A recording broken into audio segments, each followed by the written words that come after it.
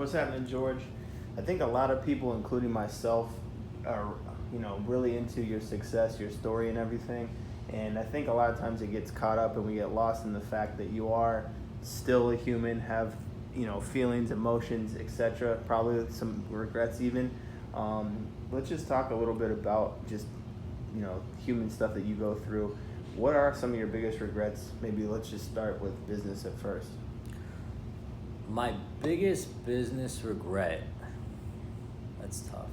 My biggest business regret is probably not something so much that happened in business, but keeping certain people around because of pity. And what I learned is that in the long run will only hurt me. So, like starting out, I had like people who were unqualified, homeboys, hanging around with no purpose to do anything other than hang around. But because I felt so guilty that I had money at this point and they didn't, that it became like an obligation that didn't equate to anything, where, like I've told you before, I would, like, this guy's job is to just plug in my phone, this guy's job is to like roll weed. Mm-hmm. And, like, to where if that model, like, it's the NFL model, where if I was to keep doing that, I'd be broke. There's no way to do that. So my regret is not figuring that out fast enough, disrespecting money, and the money should have went back into my businesses and back into not necessarily myself, but things that would help me get further in life, and not just having a giant pity party would be my answer. Because I went through this on a smaller level, obviously, than you, but I still had a lot of the same, trimming of the fat, cutting a lot of quote unquote friends out. When did it click for you where it started getting serious? It really clicked for me one time. We were hanging out at, that's not the Fontainebleau. What's the one next door to the Fontainebleau? Eden Rock.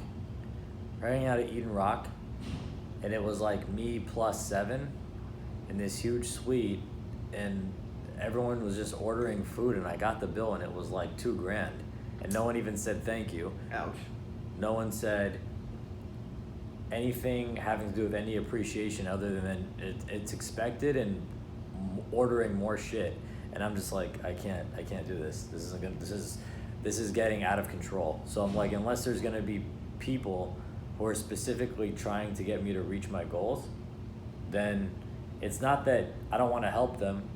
In an emergency, if they called me today, I would help them, but on a day-to-day basis, definitely not. And then, so I thought to myself, I'm like, wow, I'm taking money that I've never had out of my mouth and basically my mom, and giving it to homeboy that are not actually doing anything. Literally, I was wondering if they knew what I did at all, or it just doesn't even matter. Like, let's just do whatever to be around someone who has money and can do things for us, so we're chilling. I don't think there's actually a purpose to why they're around. I don't even think, that was what started to disturb me too. I'm like, there's not enough questions being asked. How do you be around somebody, take their money, essentially take their money, eat with them, sleep in the same place, and there's no questions being asked about anything having to do with business ever? It's just like as if there was a money tree growing and everyone just picks the money off the tree and then that's it. Yeah, so no, what do you do? How'd you get there? What are your income streams? None of that. No, I mean, not even just that, but what can we do as a whole to help you get further or do something productive? There's not one question about that. Other than when we're at a club and, like, if something goes down, we'll throw some punches and that's it. That's all that I really got from it. I can really relate to that. Same thing for me.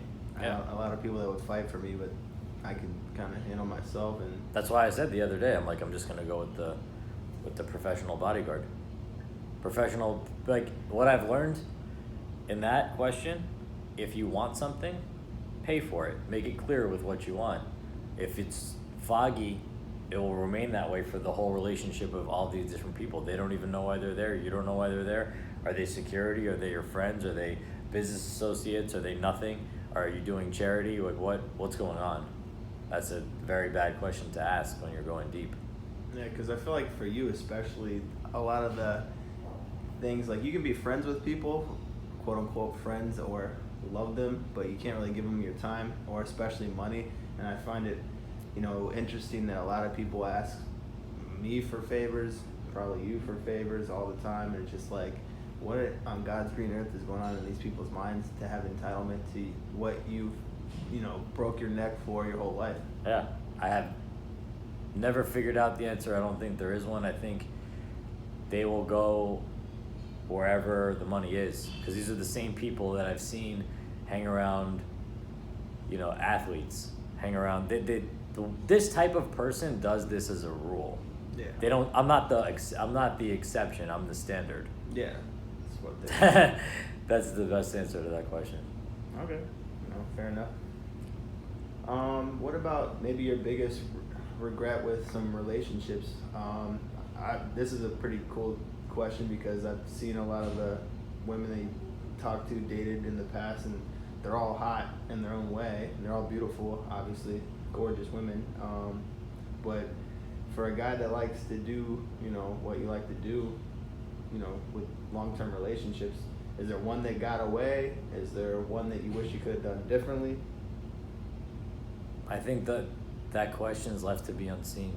So I think that naturally, what decisions I would have made 5 or even 3 years ago are not the same decisions I would make now. So I think it naturally plays itself out to whatever it's supposed to be. I don't think there's anyone who, got away. If they got away, it's because I told them it wasn't going to be a long-term situation. So, which is more fair. So you do believe in fate of every person? For sure. Same. 100%. There's nobody that's gonna come into my life by accident. I don't believe in that. I don't believe in that shit at all, really. I don't either. I think everyone has a purpose. Unfortunately, a lot of them can be, learning lessons, or they can be blessings. Yeah, I don't think anything's accidental. I don't believe in coincidences or any of that shit. I really don't believe in that. So anyone that's with a female, let's say that I had picked a girl 5 years ago, right? Mm-hmm. I wasn't on the same mission I'm on now. Right. I wasn't on a mission to have a company that people could join and change the world with a movement. I was having a good life, but then what if that same female didn't have this ideology of what I'm doing now? I'd be fucked. Basically. I'd be in a relationship with someone who was like, you weren't that person, so now I'm the person I only became a complete person maybe 2 years ago.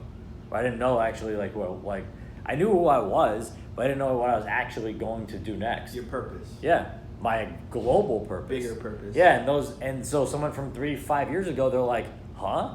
Thought we were just gonna go whack it at the beach all day. Kick it, yeah. No, that makes sense. And plus, similarly, I feel like you always say you're not even close to your full capacity or potential or whatnot. Yeah. But I don't think so either, just because I know what you're capable of. Yeah, I'm probably at I would say I'm at about 10%. That's pretty low. So I think humans that are out there, I've seen access 70% of the brain. If you're accessing 70%, which you can only do by every day improving something 1 inch to get to that 70%, which you can get to, then that's at actual close full capacity. Reminds me of a book called The Slight Edge, where you just get momentum by doing the same thing, being consistent. Mm-hmm. What do you think is your biggest strength, I would say, without, living without any regret at all? It seems like you don't even have any regret. So what is your biggest day-to-day, thing that you focus on?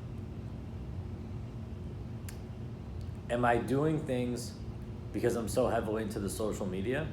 It's important to do things that I actually like to do that are simplistic and not things for social media. So when I go on a cool trip or I go somewhere cool or whatever, I ask myself one question. I don't even think you know this. I ask myself one question.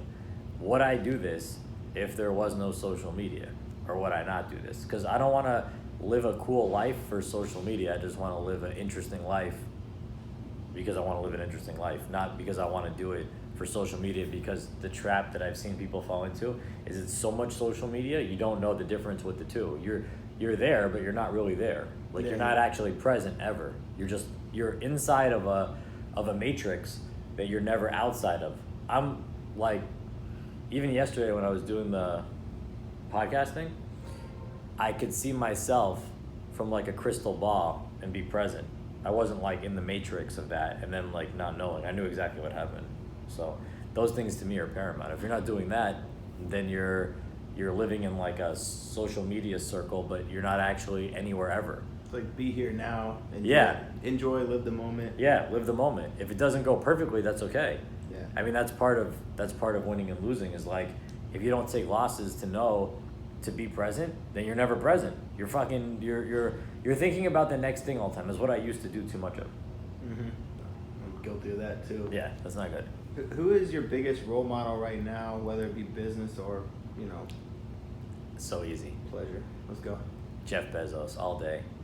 He just did a speech / interview that I watched, and he said, when someone asks Amazon if most people that meet him look at before obviously, if you're meeting him, you're looking at the Amazon quarterly report, whether it was up or down. The first thing they do is congratulate him on a good quarter. But I watched this and I said, I have the exact same thinking as him. When someone tells me something, they're like, oh, you're killing it right now. I'm like, I planned that 4 months ago. Like right now, I'm already 4 months ahead of where I am right now in my mind. So when someone says something to you that's positive, you say something back that's nice. Like, I'm like, oh, that's dope, thanks, appreciate it. But in my mind, I'm like, I already passed that and I'm working on that and that's already accomplished. So I'm always operating more in the future. That's one thing, I'm not operating in the present. I'm operating like as if I'm already there, act as if, but my brain is trained to act as if. So I'm already like, thanks, but I've already accomplished that, but it was 4 months ago. And Jeff Bezos said almost the exact same thing. They congratulate him on Amazon having a good quarter, and he says, thanks. He's like, that was already pre-planned 4 or 5, 6 months ago, that I was gonna have a good quarter. What qualities do you think you guys share? Perseverance is the first one. His perseverance is nuts. He started Amazon, you know that little picture, with the cardboard piece of paper. Real janky. Yeah, it doesn't matter to me. I don't care how I get there as long as I get there. I don't care how, like I like it to look pretty, but not everything looks pretty. I learned that too. Like you can't always, like there were times in the past when I was getting first into social media where I would, like, if I didn't have the right outfit on, I would just bash myself for a whole day. Now I'm like, whether I'm in a t-shirt or I'm wearing a $15,000 outfit or I'm in shorts or I'm in fucking a bathing suit, like if you're too pre-planned, it just fucks you up.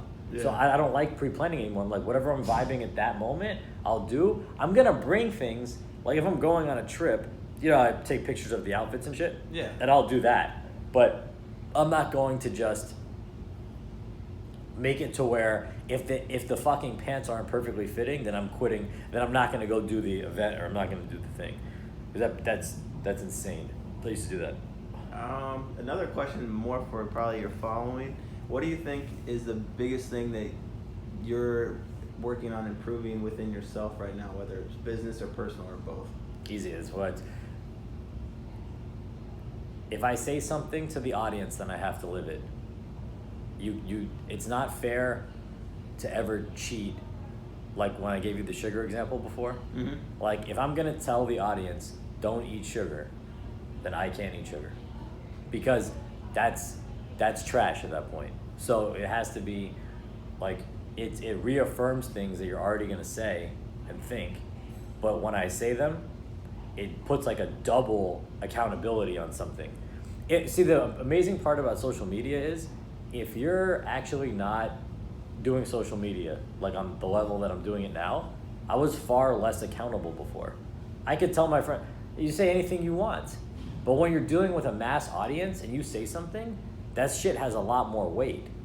A lot more weight. Yeah. So you're gonna tell everybody don't eat sugar, and then someone catches you eating a donut? It's like, and then that leads them to believe other things. If he's not doing that, what else is he not doing? And so, like, you know, that's why I don't like being, like, overly motivational. If something went wrong, I'll just tell the audience what went wrong. I'm not going to do something that's going to be overly motivational. Right, I got you. To that point. Yeah, I think a lot of your following genuinely fucks with you because you practice what you preach, and you're probably the most authentic person that they hear on a day-to-day basis. Kind of moving forward on that, why is that so important to you compared to, I wouldn't say your competition, but I would say people that are out there that are, I don't know, I'm not going to drop any names, but why follow you over someone else if they're out there watching this? People want to follow a real human. They don't want to follow a cinematic movie, period. So do I want to do things that are cinematic just for good content? Yeah. I want to go to Amsterdam, have everyone come, smoke weed. These are things that are fun. Mm-hmm. But at the same time, they're really not cinematics. They might be shot cinematically, but that's something I would, see, that's a perfect example. That's something I would go do with or without social media. So the audience wants to follow a real human. Real humans make mistakes. Real humans don't spend 99% of their time in a Lamborghini. Real humans, like, too much of that and you lose your roots of having any sort of value to say, because it's not realistic and it's attractive to the audience for maybe like a month of seeing like just someone like live with that sort of imaging. But whatever imaging I'm doing is what's really going on. So if it's like that for a month, maybe it is. But then the next month it's all business, and then the next month it's half an hour. Like it just about being real. If you're not going to be real, the audience is very smart and they pick up on that. They pick up on phony baloney. That's the number one thing that people should know who are trying to go into social media. If you come into it and you're presenting a lifestyle that you actually aren't living, you'll be out of it as fast as you came into it. It will last nothing more than about 6 months. And so I've been doing this. Instagram started at the end of 2011, so we're in 2018. So we've got like about 7 years of me on Instagram. Before that, MySpace, Facebook, we're at like 10 to 12 years of me doing the same thing. So it's not really that odd to people that I'm coming now and doing something for them, because they're like, well, we've been watching his lifestyle for 12 years. So that's already solid in stone. But let's see, what's fascinating to them now is they're like, oh, he has all that and he's smart. And they're even recalling on old content where I'd say something and they're like, that's right. And I made that prediction like in 2010, and they're like, he's smart and he's right. And he's really living like that. And that's the trifecta of what it takes to have people be interested in you. Yeah, I couldn't agree more. As far as even from my personal, knowing you, I've never doubted your credibility, but I was overly impressed with the intellect and the work ethic. And here's the thing. The audience, like when there's a new user, when there's a new customer, whatever you want to call them, a new fan, I'm okay with them discrediting me because they don't know me from a fucking hole in the wall. And they should, probably by nature. By nature. Everyone can do that to anybody who's in the public space. And before I came into this space, I had to think about that, because I'm like, they don't know you personally. They don't know me personally. And it's like, okay, when you show people everything they want to see, yeah, they wonder how you got it's more doubt. So what I found is there's more doubt when everything's too perfect. So like what I was obsessed with before is making everything too perfect. Like I want the perfect outfit.